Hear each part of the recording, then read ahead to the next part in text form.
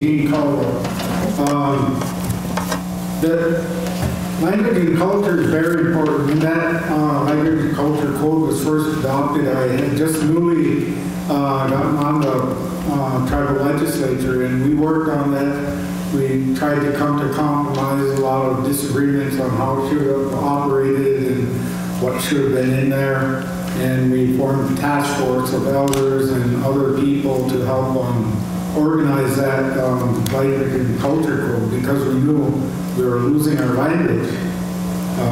I support that effort. It continues to this day, and you can see it in our tribal schools, even in this school here, the non-tribal schools.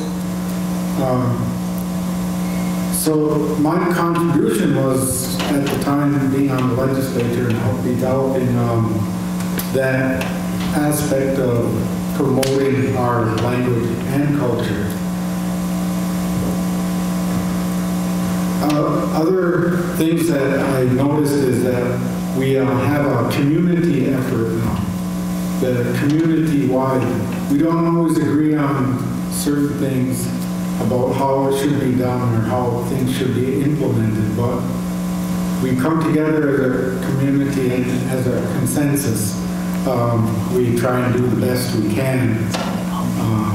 And I see us growing in that area yet today, as evidenced by the young people here tonight.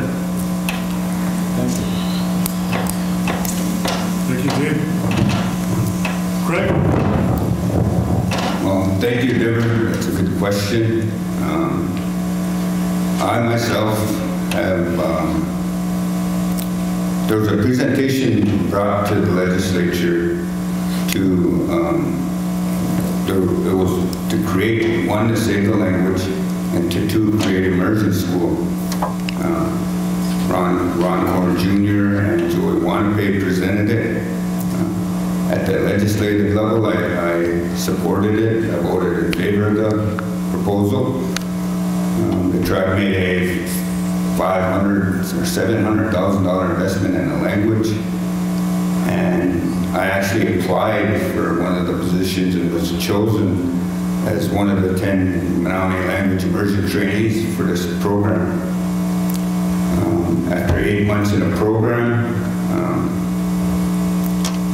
having learned a lot, I passed the teacher certification. Not on the first go around, I actually had to retake it. And so the opportunity became available to become a Menominee language teacher at tribal school, and that's what I did. So I pretty much changed my life, my goals, direction in life to help save the language. When the presentation was brought to the legislature, they told us that if less than 30% of your language, 30% of your speakers are left, your language is going to die. And Menominee is at 0.0001%. So I knew I had to do something. I changed my life, my direction in life, and that's my focus now, is the language and teaching it as best I can every day to the middle school kids at tribal school. And anybody for that matter who wants to try to learn, I'm more than willing to help and teach and do whatever I can. So, good question. Thank you. Thanks, Craig. Shannon? My name is Shannon. Hi, I'm Shannon Wilbur, and language and culture is our identity. It's very important to me. The language and culture, from what I remember, is taught in our schools.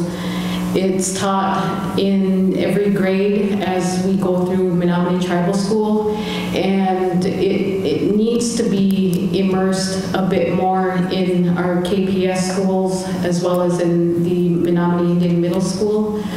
But because the tribe takes such a strong stand on our language and culture, that we provide funding to the tribal school to help sustain language and culture in each of the classrooms.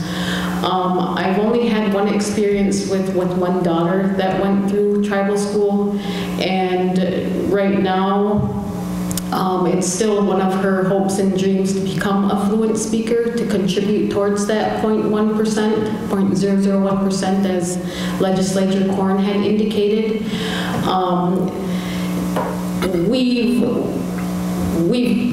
We've gone through so much as a people, the Menominee tribe, and no matter what roadblocks or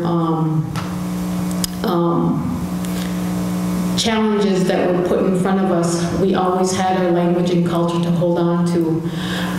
We come together as a family, we come together as a community, we come together to celebrate life during our powwows, during our ceremonies, to celebrate our spirituality. And if there's one thing that we can always hang on to as a people, it is our language and culture. That's why with the Emergence School, as Legislature Corn had indicated, that's very important for us as a tribe to hang on to that notion and to see that process through. Thank you.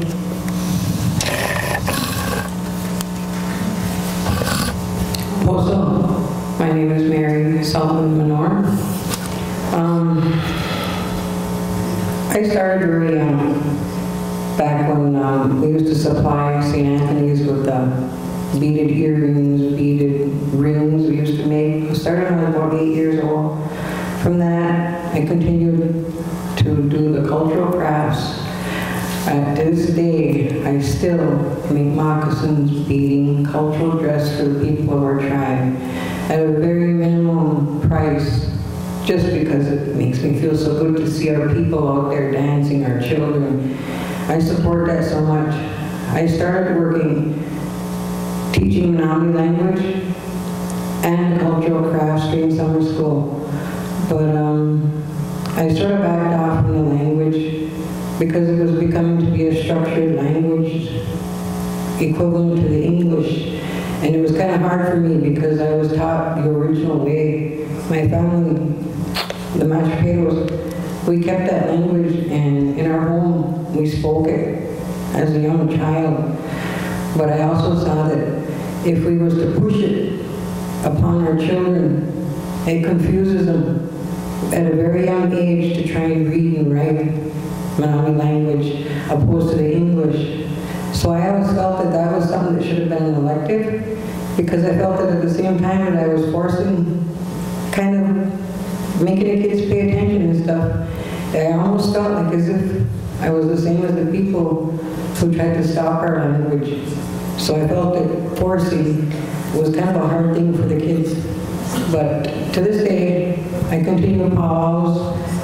My husband, my family, we all participate in the powwow. I teach it. I've held on to our cultural way of being all of my life. I never had to revert back to it or anything. I continue it to this day, so I'm a full cultural Indian woman who has done all of that for our people to continue. Thank you. So we take a question because we're trying to just direct. How important is our language and culture to yourself, the tribe, our identity? What specific things have you done to contribute to the continuance of our culture and language? Hello everyone, my name is Jared Okamash. I think culture and language is our identity. It's been, I think it's what held us together for the past